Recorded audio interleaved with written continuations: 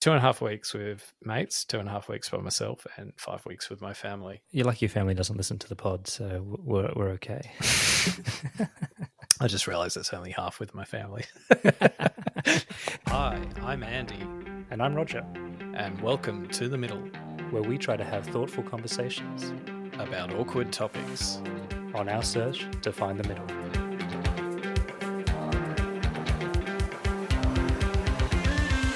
That's fatphobic.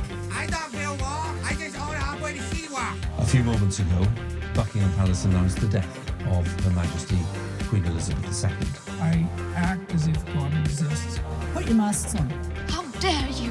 You have stolen my dreams, my childhood, with your empty words. So, Roger, I notice you have some ice in your Yeah, iced I do. coffee there. I'm rocking the cold brew, just so everyone, all the listeners can experience it with me. Did you end up buying an ice machine? No, I didn't. I resisted the urge.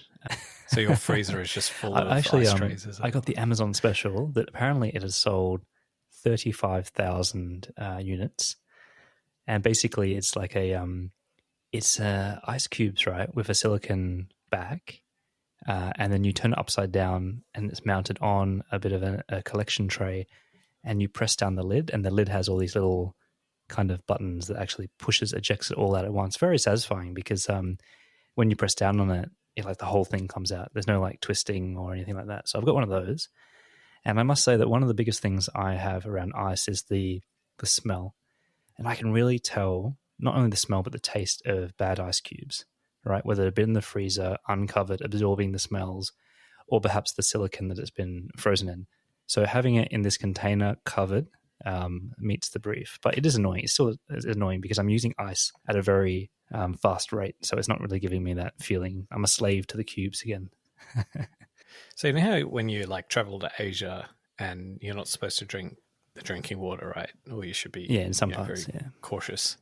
So have you ever thought about like what kind of water they use in ice cubes? Well, this is the thing, right? So Malaysia, many years ago, like back when I was growing up and we used to visit, my mum always used to say, no ice, for that reason.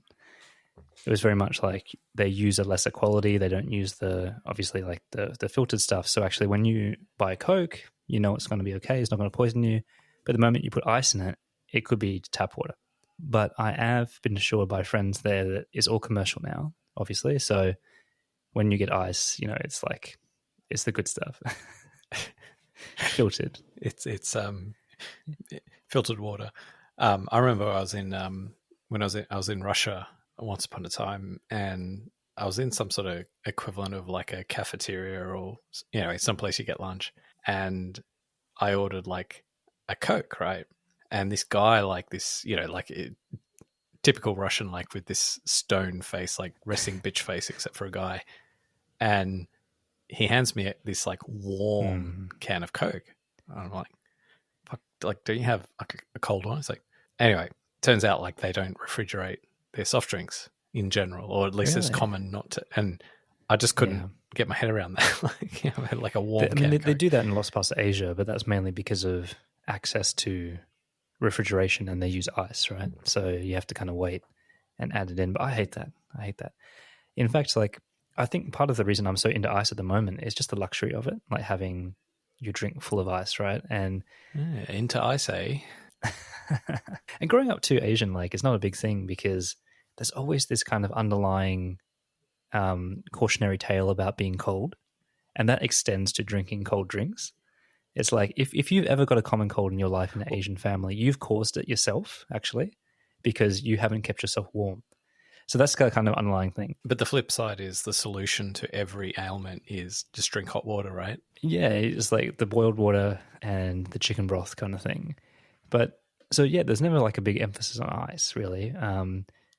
It's all a house of cards. I'm just thinking now, actually, there's a very famous Malaysian dessert called ice kacang, which is essentially shaved ice with all this topping. So they don't even follow their own advice. But yeah, so as a result, like, there wasn't a lot of ice around. But now that I'm older, it's so nice to have a drink like full. I mean, is there anything more appetizing? And maybe this is like the decades of Coke ads that we've been subjected to. But you imagine, right, like on a hot day, you got a massive tumbler.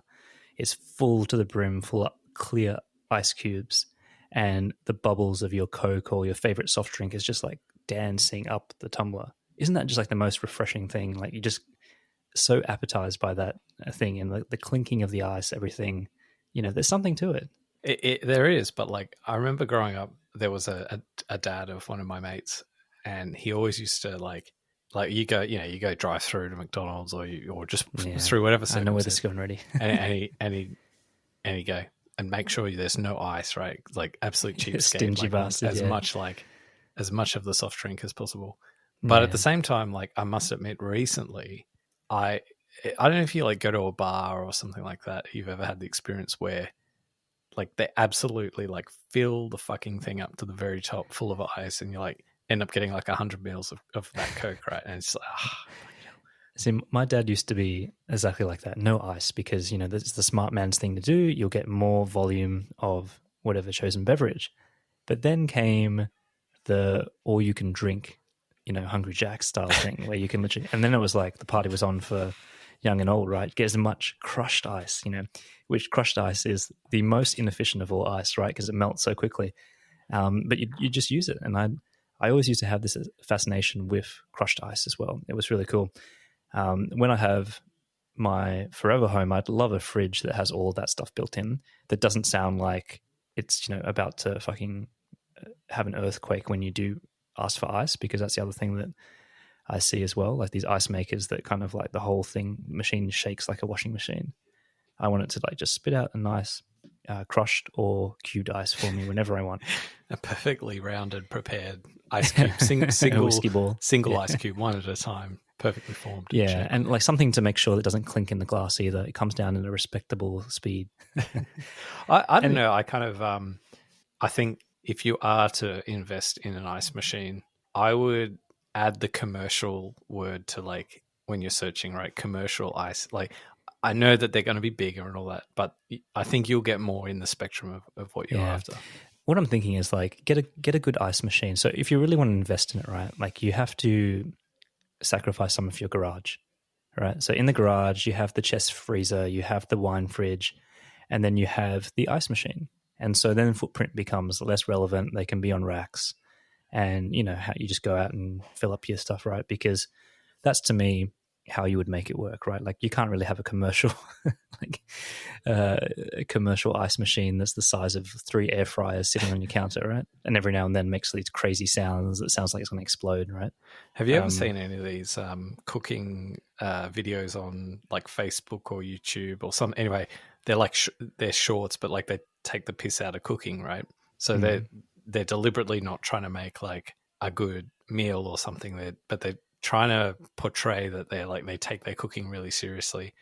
And I saw this one the other day of like cook your chicken in ice cubes, and so they just put like the chicken in and then just stack the fry pan with ice cubes, and it ends up being just this hot mess of like a boiled chicken. Yeah, there is a nice there is a burger hack apparently where you fold a single ice cube into the middle of your burger patty, your mince patty, and somehow as it melts, it leaves like the center succulent and moist. I don't know about that. I don't want to touch my meat that much, right? That sounds like someone who doesn't know how to cook like medium rare or something.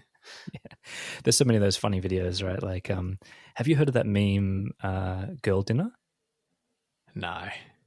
Well, basically, it's this thing that started where it's like, and it is kind of true. Like all good comedy is based on a glimmer of truth, right, and stereotypes.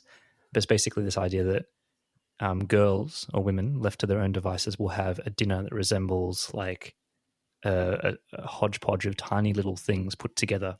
So they'll have like a few cut apples, crackers and cheese, like a single grape and like some hummus or something. And it's so true, right? I think that like a woman left to their own devices will prefer not to cook and just like prepare essentially a charcuterie board from hell, as I would like to call it, where they'll just like scrounge together crackers and dips and things and eat too much cheese or whatever it is, right? And so there's this kind of meme on TikTok and Instagram and all these things of people showing off their girl dinners. And some of them are hilarious, like 3 pickles and a like half bag of Doritos and maybe like a pear or something, And it got me thinking because we've had the luxury of spending a little bit of time with teacher Will in the last in the last week, right? So he's come to visit us, and we've managed to catch up. And we ended up late one night in an RSL because there was nothing else open. And we were sitting there, you know, having a little drink and trying to order some food late at night. And it was just the bar menu open. And it was just a unmitigated disaster, both in terms of quality of service and the quality of food. And we're kind of ragging on it and this and that. And it got to the stage where he turned around and said, okay, guys, I think we're being a bit pretentious. We need to cut it out. And I just thought to myself, like, yeah, is actually, are we pretentious, or is it just we have standards? And yeah, it kind of got me thinking, like, around this, like, food and this idea, because we spoke about that you know, this girl dinner, is that okay? Like, is that totally okay just to have, you know, a couple of apples and cheese or something for dinner? Okay, but hang on. We do need to take a step back from there, though, right? So this RSL club, this is for those not au fait with Australian club scene, right? This is the Return Services League's club, RSL. No, is that what it stands for? I thought it was retired service. Well, so basically, what happened in post-war, they set up some, like, tax regime that allowed these kind of clubs, you know, of, you know, people who've come back from war to set up these clubs, and basically what they've morphed into in, you know, by 2024 is they're basically casinos, right? And they're all funded by pokies and all that stuff, right? And they're open late and they sell alcohol, and anyway, it's basically like a pub but on steroids. Yeah, a little bottle shop inside, right? Usually.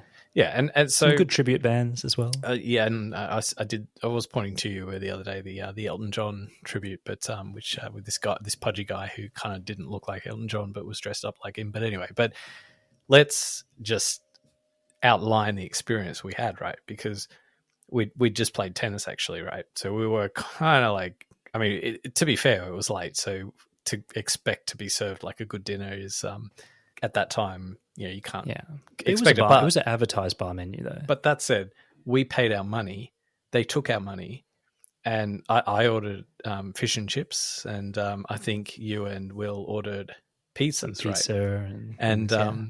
And so this is like what would it have been about, like half an hour or 45 minutes in or something? We're still waiting. Like, actually, no. So you got like some sort of shitty pizza. Just a pizzetta. Can you describe this pizza? Right. It looked a bit burnt to me. Yeah. So it's probably the size and dimensions of like a thong that you wear on your foot. Probably best describes the shape and size, and probably the color as well. So it was like a dark brown, like you couldn't even tell what the topping. It's one of those pizzas when they come out, you can't really tell what the topping is because it all just looks like burnt cheese.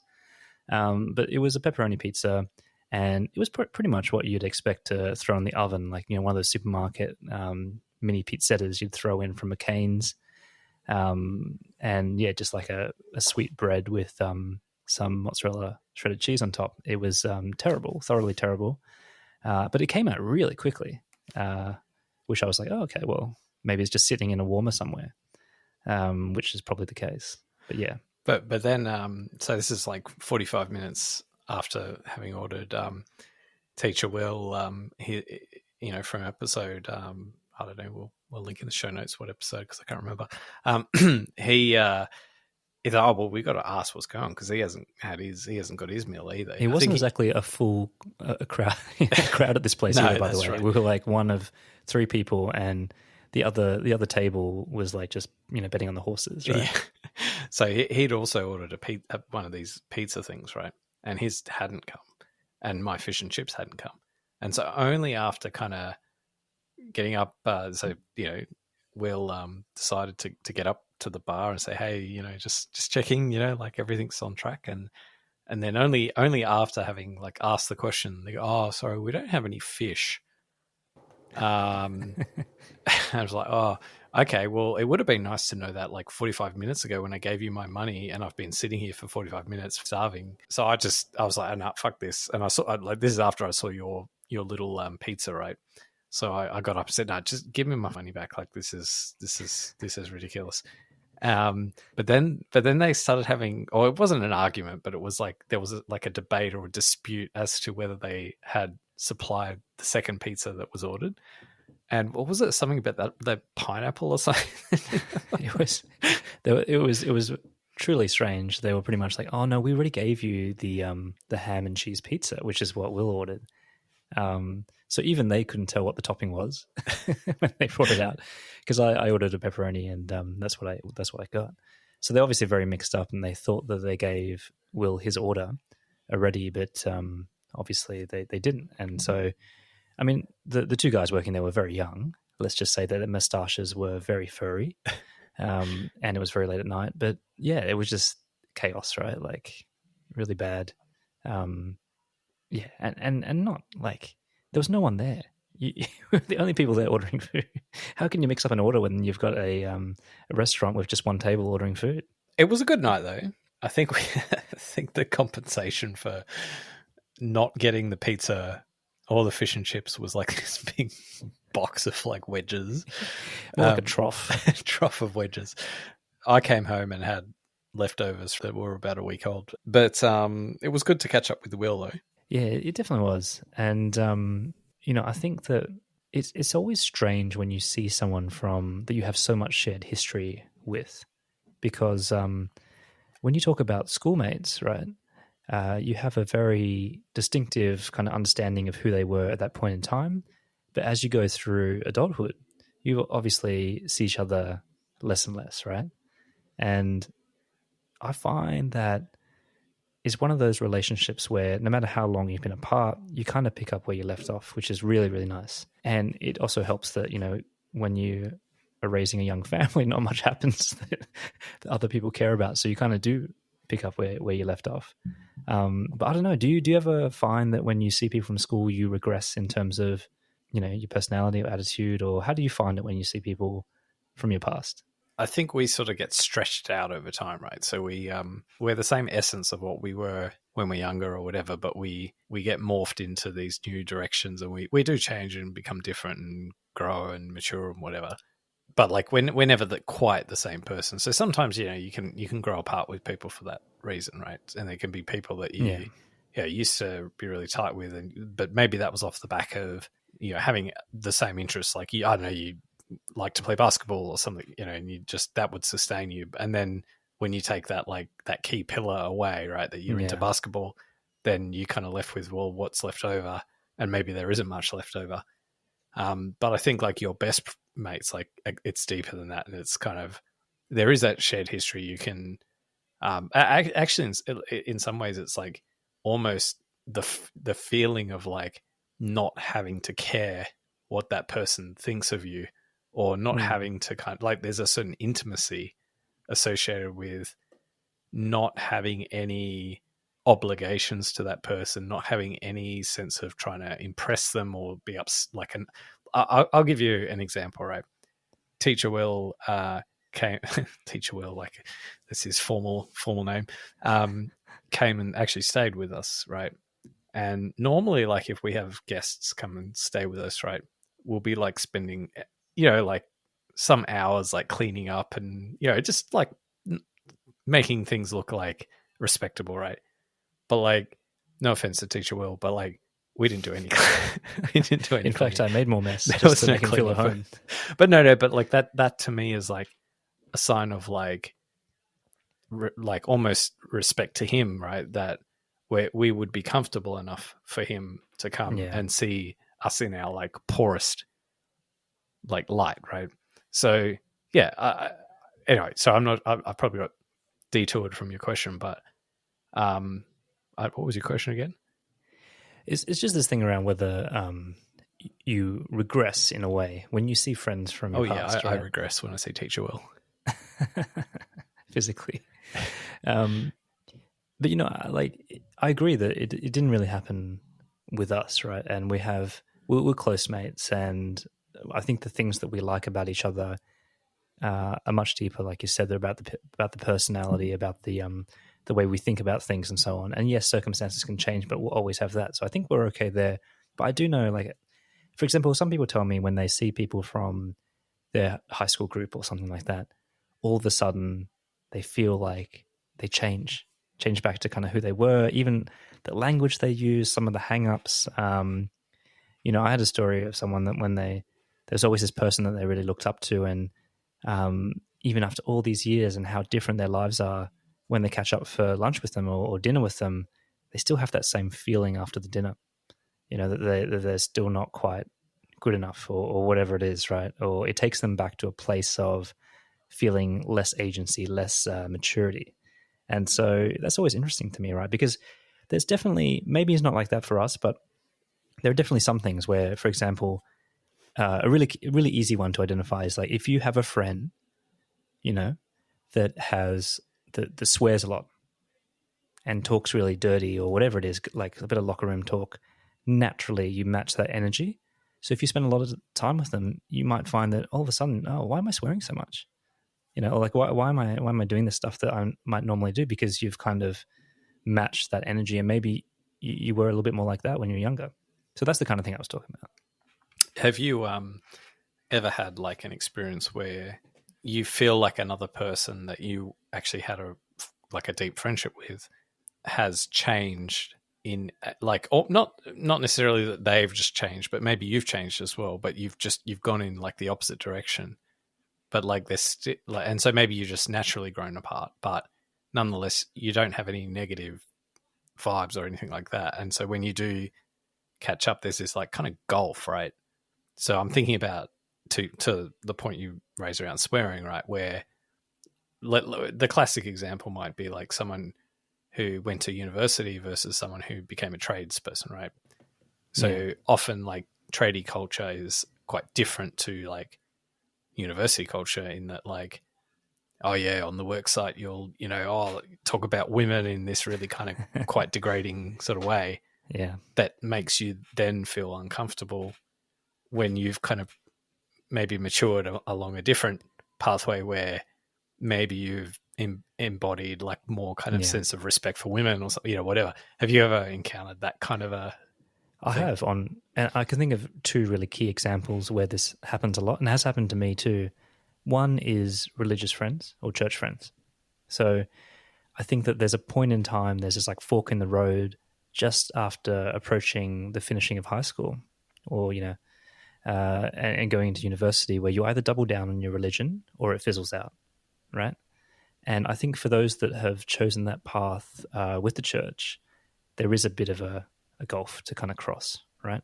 And you can obviously still keep the dinner party going and whatever it is, but deep down there's a divergence there that actually can be quite challenging. So I feel that. And then the other one, and I'm sure you've probably seen this too, is expats. So if you've ever been, in a foreign country with people or a different thing, and essentially, like they've stayed and you've come home or whatever, like the lifestyle, the attitude, the mentality, that's a big kind of road to cross. And I think that really happens. It like captures them and they're just not like Australian anymore in that way. Or the lifestyle is just so, different. And maybe, they naturalize again, but I think that I see that, right? Like whether they've gotten used to the Asian style, having maids and 24-hour nightlife or whatever it is, or the fast-paced work or everything, or whether it's more like an American thing where, they've become more community-focused or whatever it is in a small town. I do think those two places where it happens a lot, and I've experienced it myself.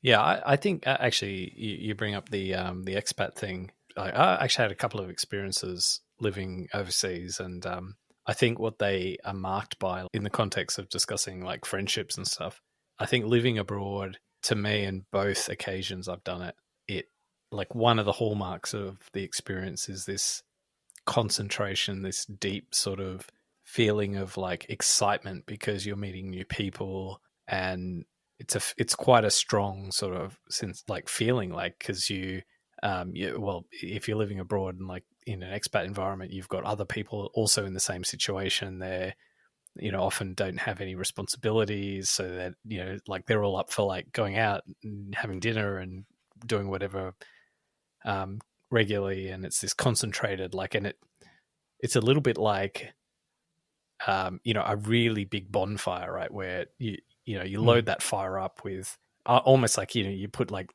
lots of paper on the fire, right, and it burns up, but like it goes so quickly, right? It's hard to sustain because people move, right? It like as soon as it forms, as soon as the fire so forms, transient. yeah, like everyone moves away and you're just left with, oh, okay, all right, well, we're back to, you find this new equilibrium. So, or maybe there is no equilibrium. So, yeah, I mean, and that, I think that does tend to, I don't know if it, like, if you'd say jaded, like makes people jaded, but like it definitely changes like the sense of like relying on other people, or it redefines what a friendship is, I think, for people who've lived abroad. Yeah. And I think a lot of it's like unconscious, right?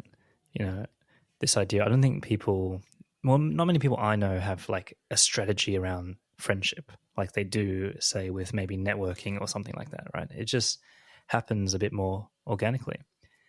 And another thing is probably your family circumstance. So I know, with Teacher Will, he's one of the few single friends that I have left, right? So ladies, we'll put his socials in the show notes. But it's just a very different.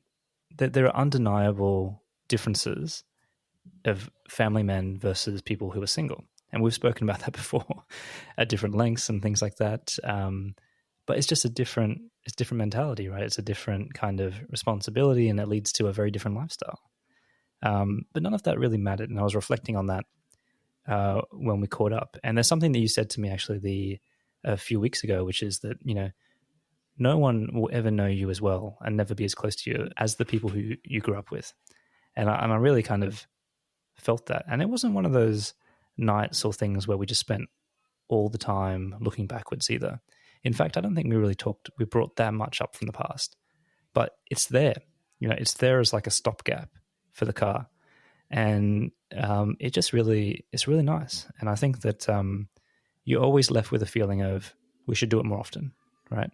And of course it's hard, but that's always the case. And it's something that I want to ask you, right? Like, so they always talk about men's health and being really hard, and how this is actually something that's getting worse and worse. And I do want to kind of explore this idea with you about, as you get older, as you move through your 20s and into your 30s, the shrinking of your friendship circle. Like, do you think that... Hey, I don't have shrinkage. What are you talking about? Weather dependent. But it is true, right? Like, I think that, no matter what base you start off with, there is this kind of idea that you become a little bit more inward, focusing, whether it's family or career, and you start to shed friends either through convenience or other factors. And I'd be keen on your thoughts around, do you think that that's just like, I kind of am convinced that happens, but what's your thoughts on kind of why and maybe some of the impacts like you've felt? So yeah, it absolutely happens. So all right, let's draw like a timeline here, right? So you're young, you're going to school, you're in this like the playground with lots of different people. You're not really competing with any of them, and you're just like you're too young to have any pretentiousness about yourself anyway, really. And you're just like you find your people, and you have these really strong friendships, right? Because the nature of the environment, because you're there every day, right? And it's unparalleled, like in your life, that you will have an environment where you see your friends every day in that kind of a way. And then you sort of finish school, and a couple of things happen. The first thing is you sort of stretch out more, to use that analogy again. So you kind of geographically, people might start to move away. You have people going to different pathways, whether it's university, then different universities, but also some going to the workforce, whatever other things. Some might go overseas, whatever. So there's all this space that gets like injected into that kind of original circle, right? So we might talk about some of those friendships as like the best ones you'll ever have. Some like naturally fall apart anyway because there's not enough strength of bond to like keep you together. But but then the question comes, okay, well, for all the people that you used to hang out with that you no longer hang out with for all those reasons, who do you replace them with, right? And that becomes a little bit more complicated because when you become an adult, you start to kind of want to achieve other objectives like that aren't quite as benign, right? So it might be things like trying to, establish your status, right? You want to like think about like the different. Now, I remember you used to have a unit that you, I think you were like sharing. You had like a share unit or something, right? Yeah. We used to like hang out with your share unit, right? It wasn't like, it was just like this pretty sort of, it wasn't like a bad place, but it was just exactly what you would expect of like a young professional who first job, kind of not much money, but like enough to kind of have a cool pad near the city or whatever. But like it was like, I don't know what 60s, 70s style. Yeah. And then like that's kind of cool. Right. But then like, okay, yes, I've got my partner now, and like we're gonna like doll up this like beautiful house and like keep it clean, and like so it's about like impressing your friends, and it's the dinner party vibe. It's like, oh no, we've got to have like the good tableware, we've got to like the house has got to be looking good, right? And I'm just thinking about that apartment now. Actually, I always claimed to anyone who asked that it was actually a penthouse because we had the whole floor. That's what it was, so right? Technically, it was a penthouse. Wasn't there like a big grass area, like fake grass? Yeah. So when you looked like Google Earth in a bird's eye view, exactly half the house was a balcony. You could play mini golf on that. Yeah, they put AstroTurf. They put like a fake turf on it, so it was always green, and it looked out over the harbour. I mean, a very small harbour, let me say, but it was like a paradise for at that time being a bachelor and first job, first place out. Imagine Will and his swag on that. I did have a hammock. But of course, like in the area that we're in too, we'd always get noise complaints and things like that. And we were the top floor, so they would have hated it. But we had some good nights, that's for sure. But like, where I'm going with this whole thing, right? Like, because everyone does it, right? Like, especially when there's like a couple sort of situation involved, right? Because like two bros, hanging out, like watching the football, no one gives a shit, right? But the moment it's like, oh yeah, we're gonna have like a couple's like dinner party situation, that's like, okay, that's a different dynamic. And then okay, so that's like in a, like you're playing like adults, right? And that it's hard to shake that, right? Like it's hard to, whether you've met them through like, I don't know, parents groups, or whether you've met them through like maybe their work colleagues or whatever, you don't want to invite like you're not going to invite someone over like to your house if you've got like a pile of dishes like sitting waiting to, like, because you haven't unpacked, like you just don't do that. You're not going to do that because that's do you remember the apartment, Andy? You're talking about bachelor furniture and what you're proud of, having the right table setting. Do you remember I used to have an IKEA glass showcase cabinet, but inside that cabinet, like the kind of thing that our mums would put crystals and stuff in, or china, I had that 360 glass cabinet with like the downlight, and sitting inside it was 2 2-liter hand-blown German glass drinking boots, like beer boots. Nothing says bachelor like proudly displaying your liquor and your like glassware. Like that is the pinnacle. Got to have the right lighting. Yeah, I had like little bottles on the wall and stuff like that. It was fantastic. There's a different dynamic, and it is. But don't you feel though sometimes like, okay, so we're sitting here now looking down the barrel of 40, and you have responsibility, you have all those things that you're talking about, but don't you still feel like a kid sometimes? Right? Like, don't you have moments of like waking up from the Matrix where you're just like, oh, that's right. Like, like I have a family, I have all this stuff, but actually there are parts of you that just still feel like that younger person. Do you feel like we're growing up slower than our parents did? Or maybe it's the realization that they felt exactly the same and we just never thought of them that way. Like, do you have those feelings? I obviously would feel different to the way I would have felt 20 years ago, right? But I can't tell. Like, I can't, like, I don't feel like you're just playing house though. I don't think fundamentally my inner desire. I mean, okay, like let's take a bit of a detour for a second and talk about like a microcosm of life, right?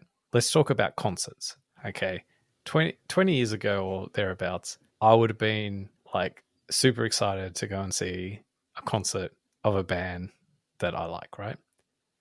Yeah. And what am I doing in February? I'm seeing a few concerts of a band that I like. Oh, yeah, and in probably both cases, it's the same band, right? that I would have seen 20 years ago. Like, these fundamental things don't change, right? Yeah, but you're not lining up to get Barrier anymore. Oh, I'm thinking of doing it.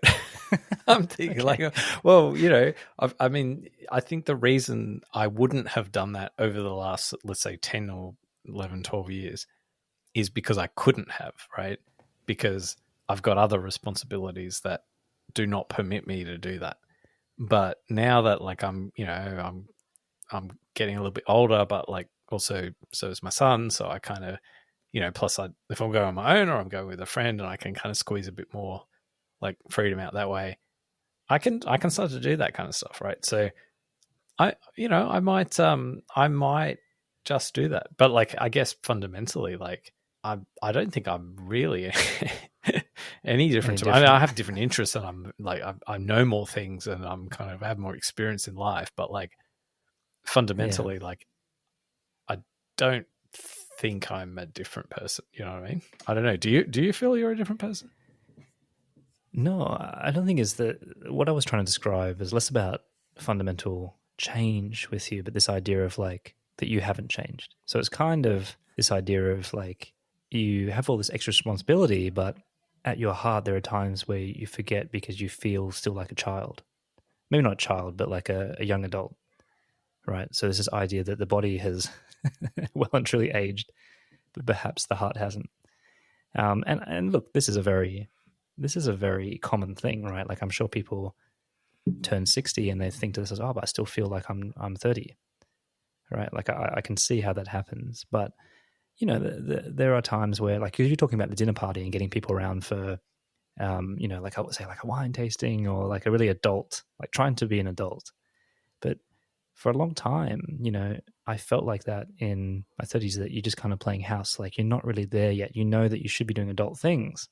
And you need to transition from like being frivolous and silly and all these kind of other younger pursuits. But you just still feel like a fraud. It's like an imposter thing where you don't feel like an adult yet. You don't feel like when you are trying to make a dinner party, you don't feel like you've earned it. You just feel like, you know, you're putting on a show, almost like a themed party. Yeah. But all dinner parties are a show. Like it's not like it. You know, a dinner party isn't like, oh, this is how we eat every night. We're just inviting you to come and have a seat at the table, right? Like, it, you know, the candelabra doesn't come out, you know, for the mac and cheese in the microwave, right? Yeah, it's very hard to store those candelabras. Do you think there's any? So from the way you're talking, though, I suppose, like, do you think there's any impact for men, and how related is this idea of shrinking friendship circles as you age and the kind of rise of men's health issues? Do you think that they're linked or not really? Well, I think, okay, so I'm not going to profess any expertise in this space, but like, you know, aren't most sort of psychological or mental health type issues related to, you know, connections or, you know, like there's a relationship between the two, right? Where, you know, a sense that you don't have strong connections can lead to other effects, right? However they emerge. But yeah, I mean, I think maybe the most disappointing thing, or maybe something that you could say is like almost a regret about the whole thing, is that you like just thinking back to some of those relationships, like let's even just to take like, I just remember when we finished school, right? Yes, there were some very strong friendships, right? Or maybe they weren't strong friendships at all. Maybe they were really superficial friendships. But they were regular, they were frequent, you had fun, and like maybe they were vacuous and not enduring, but there's actually no reason for those like really to have dissipated. Like, and in fact, I don't, well, maybe not everyone would have the same view, but like I do feel like if you ask most people, would you like transport yourself back to that world where you just had this group of people that you just hung out with a couple of times a week? They would virtually everyone say, oh yeah, that'd be great. Like, wouldn't it be cool to do that? Now you can't recreate, you can't get that back, because through the process of that, everyone becomes bitter and hates each other for different reasons or whatever. But like, maybe the tyranny. Actually, I'll bring this up afterwards, but maybe the tyranny of time actually is what can heal all of that. And we did. I'll let you you go on your thing, but I just before we do that, we did have a conversation a couple of weeks ago about the concept of like a school reunion. Yeah. But maybe we can touch on that. But yeah, there is something like that's the nostalgia of it, right? Like that a million things happen. You've crossed many rivers, but at the end, you're just left with fond memories. And that's, I think, what a school reunion should be at its kind of greatest, right? No matter what happened to you, it's like, no, intrinsically, I just do want to find out and see everyone, right? Like I want to be in that space again. And I think is what you were saying, whereas like it's the tyranny of distance, right? Because the unflattering truth about all of us is that friendships have to have a level of convenience. You know, is that thing you're talking about where like school, university, job site, it's all about this kind of convenience of the relationship, right? You see each other, you're forced to see each other consistently over time. When you take that away, it's kind of, you know what's going to happen. And it's that really awful thing, like when you have a really good, like say you have a really good friend at work, you know, like you really bonded, you really vibed, and they're no longer like a colleague, they're like a true friend. And then they get a new job. Like, yes, you will catch up. Yes, you could still have a really good bond, but you just know, like, you know deep inside that you're not going to see them that much anymore, right? And I think that's kind of the case for a lot of relationships. And I think the way to look at it, I suppose, is this idea of having a long-distance romantic relationship, right? Like, if you think about that, right? So you're romantically involved with someone and you love them, right? And you want to build a life with them. But all of a sudden, if you had to do that through a long-distance relationship halfway around the world or whatever it is, there are some extreme challenges that you're going to have to navigate. So if it doesn't work in most cases for romantic relationships where, like, you know, you're planning to have your whole life together or whatever it is, why would we think it would work for friendships? Right? And I think it's that kind of thing, right? Like it's kind of an ugly truth on how practical, pragmatic, and how lazy humans are, but it has to have like a heart of convenience to kind of sustain the relationship in a lot of ways. And I think that's the hard thing. How much do you think, I was just thinking about this, like, you know, like the excitement of making new friends, right? Especially at that younger age cohort, right? Because when you're younger, making new friends, like there's another element in all of this, which is when you're like, let's say a bachelor and you're exposed to new people, there's also like, oh, okay, like every person is like, well, you know, depending on which way you swing, a potential mate, right? A potential partner. Yeah. And there's a certain level of excitement that comes with meeting new people because, like, whether male, female, whatever, because you're always climbing some sort of a ladder to your next partner, whoever that might be. And there's a certain level of excitement whether, let's say you're hanging out with a group of people who you perceive as like socially of high status or whatever, that you're lifting yourself or you're entering some sort of a world that gives you access to new places that you might not otherwise have been able to access, that such that when you enter our age group, none of that's there at all. Not just because we've got like we're, you know, partnered up or whatever, but because at our age, like we're actually like low status in that sense, right? Where we like we've all, our lives are defined, right? Like we don't have, like, the potential isn't there, right? When you're young, potential is super high, right? And like a new person who, like a 21-year-old, for example, like is very high potential. They might totally go nowhere in their life, but the fact that they could be like, could be this, you know, like, so the almost the unknown, right? Whereas our kind of half of our lives, you know, in some ways have been written, right? And that's a different dynamic, I think, when it comes to meeting new people. Yeah. I think you just also close yourself off a bit, right? Like as time goes through, whether it's music taste, it's also taste in people. And let me tell you, my tastes weren't that broad to begin with. So I think that this is, it depends on your base as well, right? Like And we have people in our friendship circles that are on both ends of the extreme. And the classic kind of example they use is like, you go into a room full of 100 people and there'll be some people come out of that room and 90% of the people hate them, but they leave with 10 incredible kindred spirits. And there's some people who will approach that room of 100 where they'll come away with 80 people, just having this, loving them, but they're all kind of potentially be acquaintances and everything in between. So people select this different idea of how many friends is workable for me and how many people are compatible with me. And I know from myself, it's always been a much smaller knit group, right? It's a much, I'll be, hopefully I'm not angering 90 people in that room of 100, but I'm closer to that end of, I'm not interested in the acquaintance. I don't want people around me just for a kind of rent a party crowd, right? I want to find the 10. I want to find the 5. I want to find the 2, I think that is what makes the enduring friendships that you can put your energy into. While other people will much prefer to be part of a bigger group, and they just like that social padding. It makes them feel like their life is a party.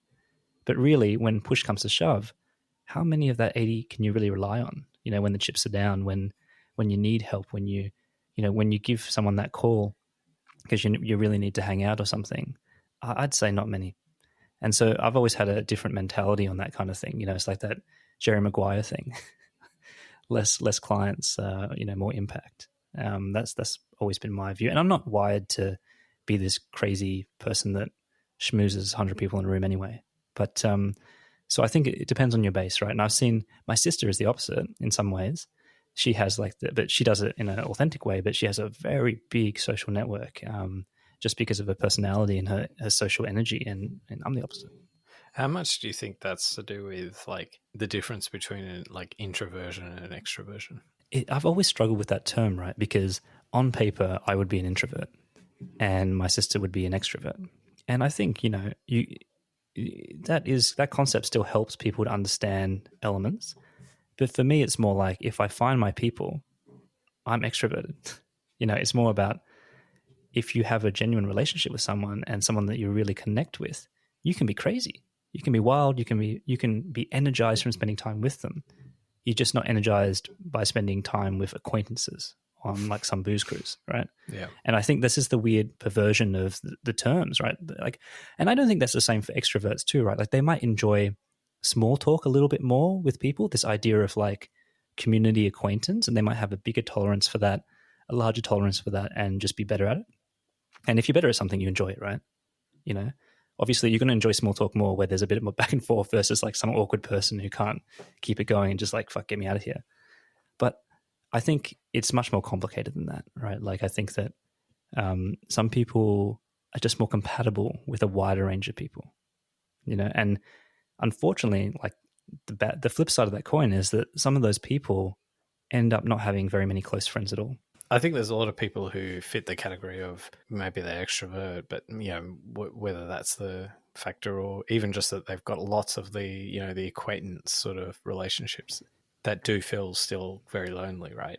Yeah, because they know that they're not really proper relationships, right? Yeah, there's fair weather party friends or whatever they are, right?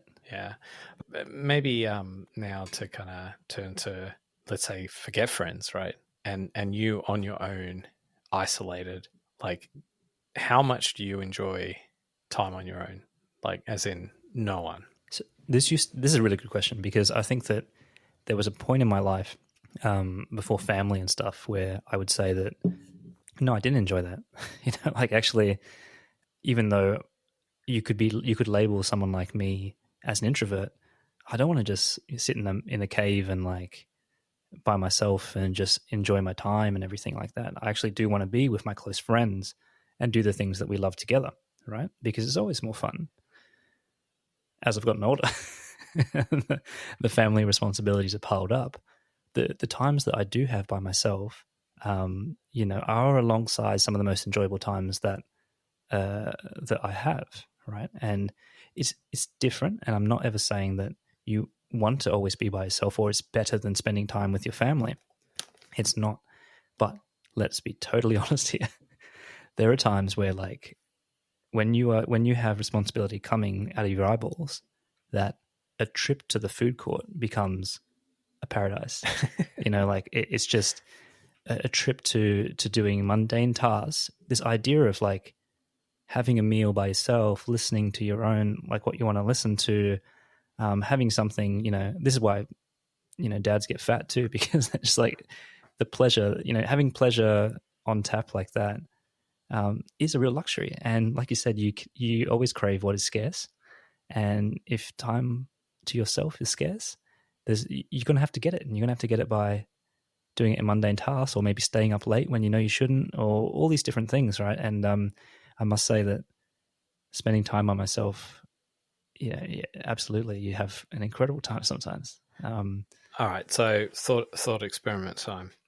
You've just been gifted a 10-week holiday, and 10 weeks, you can spend it however you want. You can go traveling, you can spend it at home, whatever. However, you have to divvy up the 10 weeks among 3 buckets. The first bucket is spend it with your family. The second bucket is spend it with your mates, however narrow or broadly you want to define that. And the third bucket is on your own. How would you allocate the 10 weeks between those 3 buckets? Hey, I answered the last question. You should go first.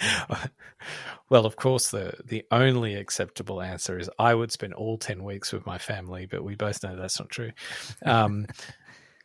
So, yeah, I'll let you off the hook, give you a bit of a baseline. So I think so the scarcity thing is absolutely like whatever scarce you want more of, right? And I kind of have almost a sort of a real world example of this in my own life, because I had a business trip that ended up being sort of maybe around the 3-week mark, and so I was just traveling on my own, right? And so like 3 weeks on your own, like that was the first trip I'd had for a very long time on my own. It was like, oh, that's like almost like a dream come true. But like, and it's a work trip too, so you don't have the guilt to ruin. Yeah. And I wasn't traveling with colleagues either. You know how sometimes the work trips can be, when you got like a colleague with you. Yeah, you got to entertain Susan at night. And have the responsible drink. So anyway, the 3 weeks, like it was great. Like it was just basically, it was very enjoyable. Except that I did kind of feel like, part of me just wanted to share the experience, right? So I think if I had 10 weeks, there's no way I could say 10 weeks all by myself, right? That's absolutely, it's got to be shared, right? So then between family and like, obviously you've got to like have some loyalty to your family, not just seems like the right thing to do. not just like out of like, oh, well, I best begrudgingly, but I guess also like you want to share things with, the people that you love the most sort of thing.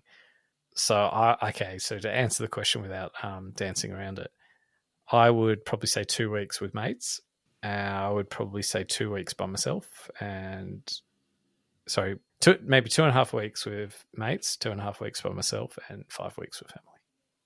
Well, yeah. Well, you're lucky your family doesn't listen to the pod, so we're okay. I just realized it's only half with my family. I know. I was like, when you corrected yourself, I'm like, oh, is he gonna like bump it up or down? You bumped it up. Look, I think that.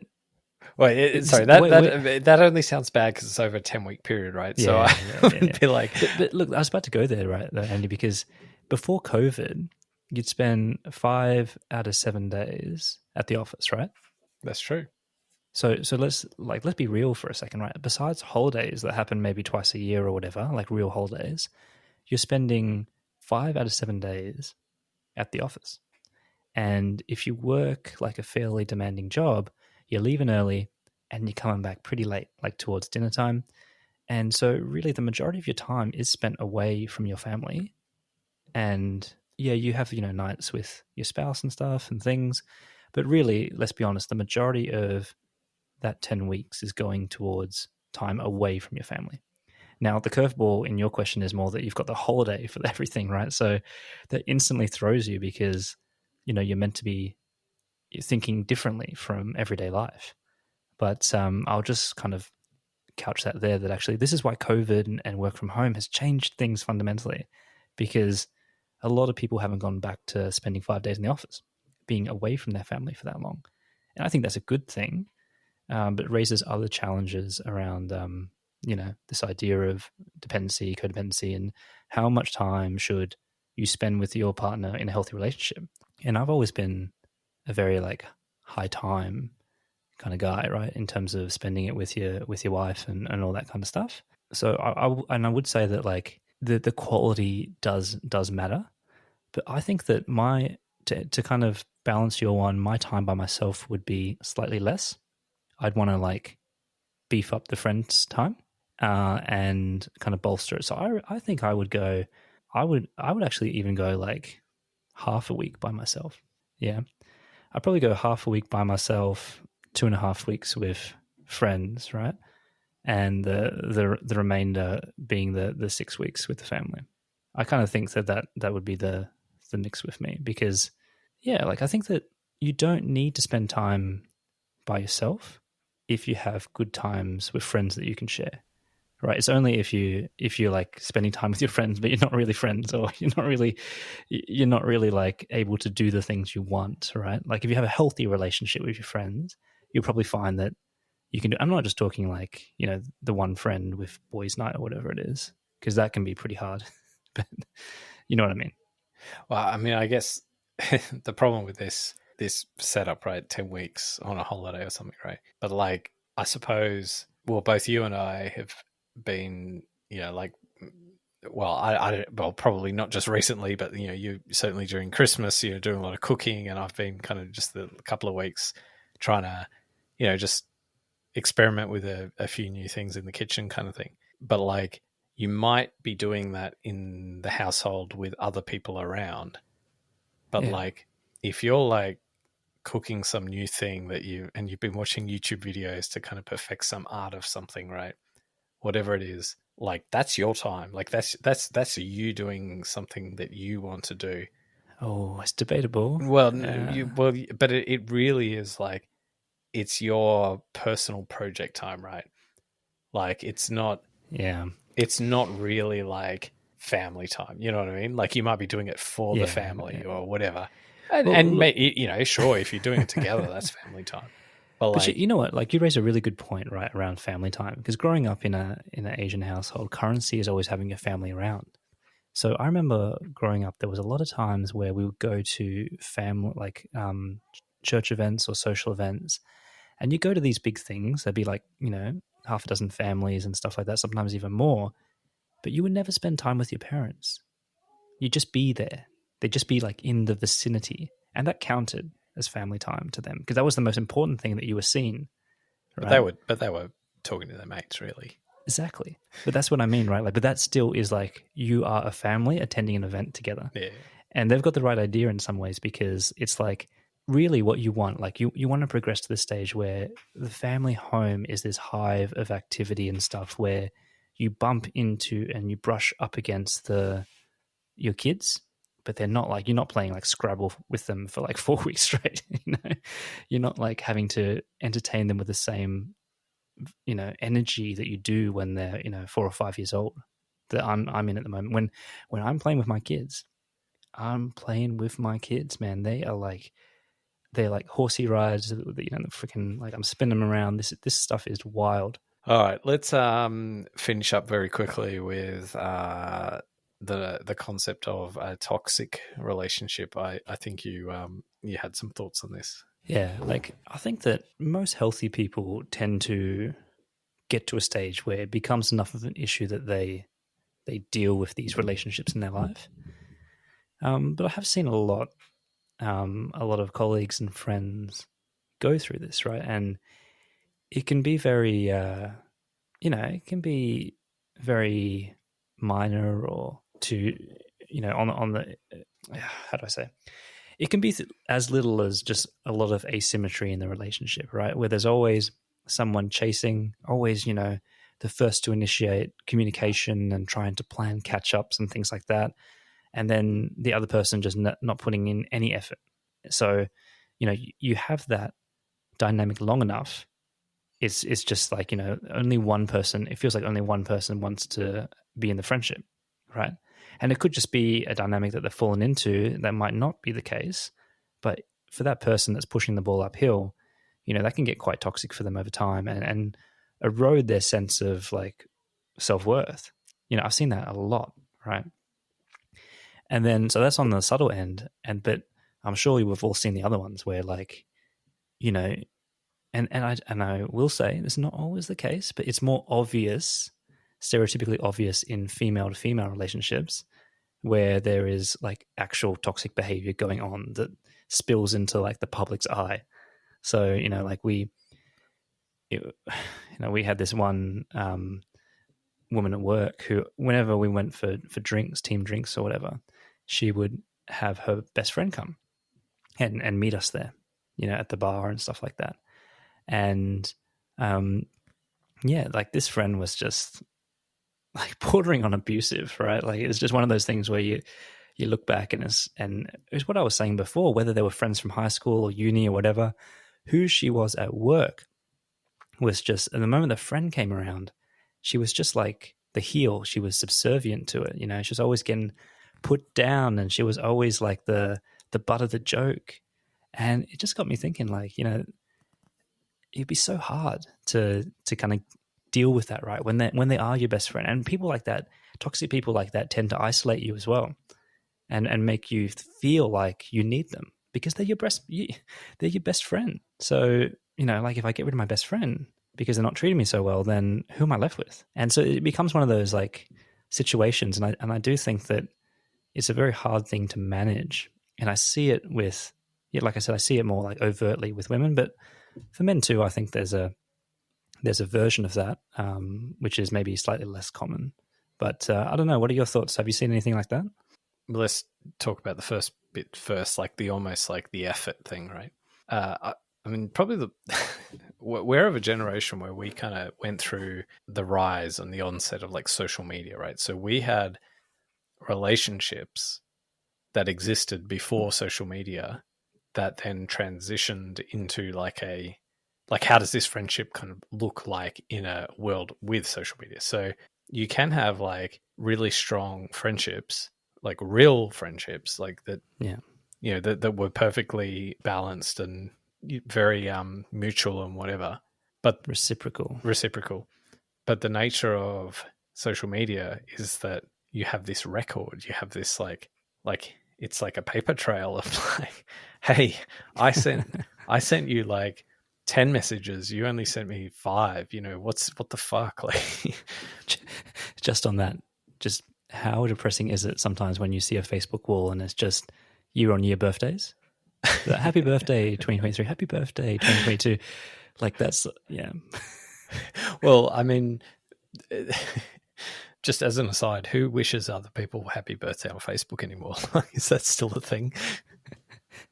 Well, we're talking about Christmas cards. You take away that Facebook reminder and see how many happy birthdays you get. But like, so I think that a lot of this stuff is like social media driven, right? It's so obvious because you've got this record, and I think genuinely, like if there's a friendship or a relationship that is genuinely not reciprocated, as in one person does not want to be the friend of another, you'll get much stronger vibes like through other means than just simply that the ratio of messages. Like, yeah, there's a power dynamic, don't you think? Like, yes, they still might be friends, but it just suits that person not to put in the effort.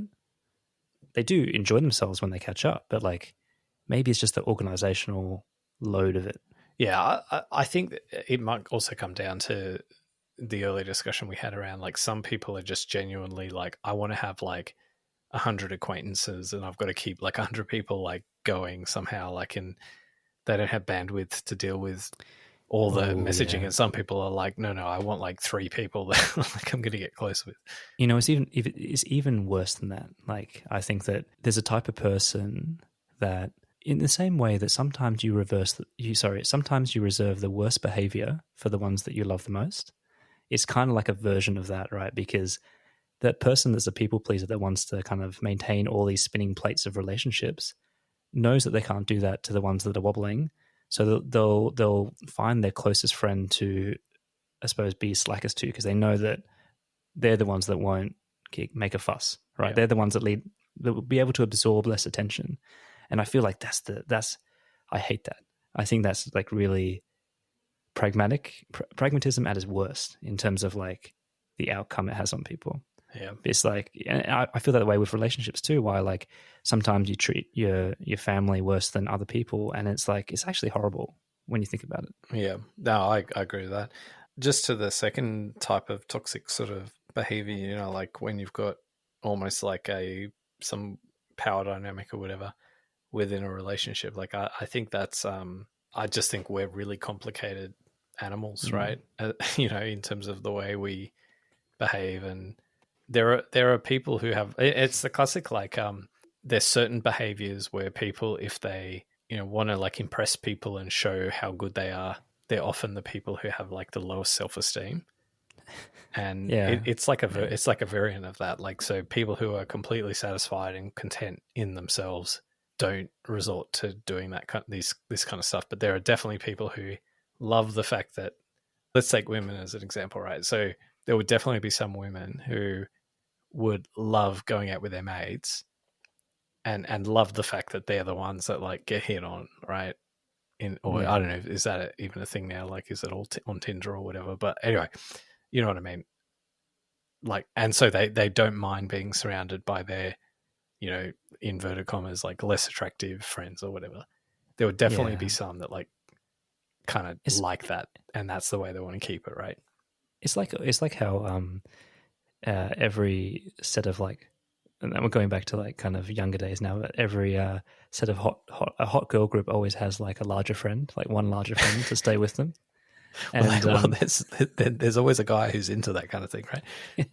And it's like that's like the buffer one that they send out to kind of like the little what's that ant they call, to the scout ant that like they send into the group, and it's like, oh, my friend likes you. Anyway, but to be fair on women, like for men, it happens kind of in a different way. And look, male relationships and stuff like that can lack a lot of depth and a lot of maturity sometimes. Like, and I think their toxic versions can be on just like really poorly managed pranks and just a general lack of any kind of emotional health or intelligence as well. Like that can really occur, and just real stifled kind of communication and this idea of affection, which can wear people down.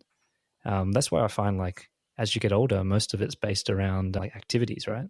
You know, being part of like a club or society, or playing some sport together, or, you know, things like that. I think that's why men really use that as a crutch, right? So I'm not saying, I don't want to make this all about gender.